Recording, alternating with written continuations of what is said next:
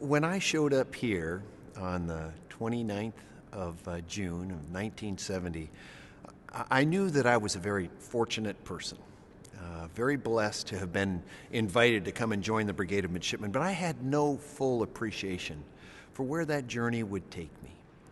And so I returned to the scene, if you will, some 36 years later, and come to realize that the same principles that motivated those that led the Academy when I first arrived here are still intact today.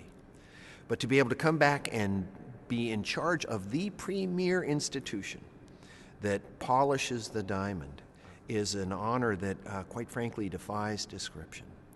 I wake up in the absolute certainty every morning that something wonderful is about to happen, and I will tell you, I am never disappointed.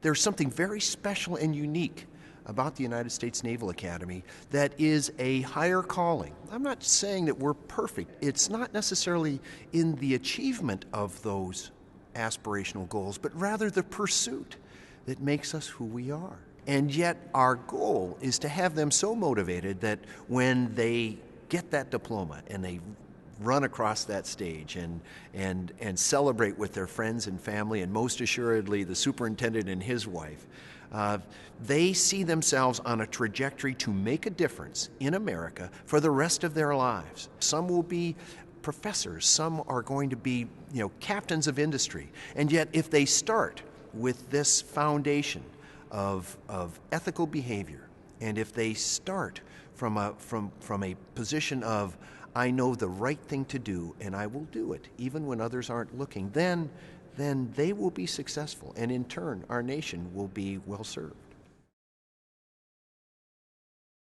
I would tell you that everything at the Academy is in a cycle of change. It should continue to evolve. Education must continue to evolve. And certainly our midshipmen come to us with greater skills, greater intellect. They come from a different generation. They come from a different United States that continues to evolve. When it comes to academics, we must embrace more technical subjects. We must embrace the world of cyber, and we are on a very vigorous, ambitious course here to change the Naval Academy to be a crown jewel in undergraduate education when it comes to cybersecurity. That's because that's the war that we're already in, and that's most assuredly where we're going. You can't open a newspaper these days, or can't go online and surf any website and not find a discussion about cyber and the significance for our future society. Our midshipmen must be aware of it. They must be cognizant. They may not all be experts, but they must be at least conversant with it such that they can recognize when things aren't going right. Because in the world that they are going to serve, and most assuredly where they could possibly fight, they must understand the security of the information, the veracity of the information that's being fed to them, such that they can make the right decisions and avert a crisis or possibly a disastrous decision by having inaccurate or information that's been tampered with. One of the things that has shaped these last 4 years is the incredible impact of philanthropy. You can take a nice sword, but if you have not sharpened the edge of it, it's just an object to look at. It's something to put in a case.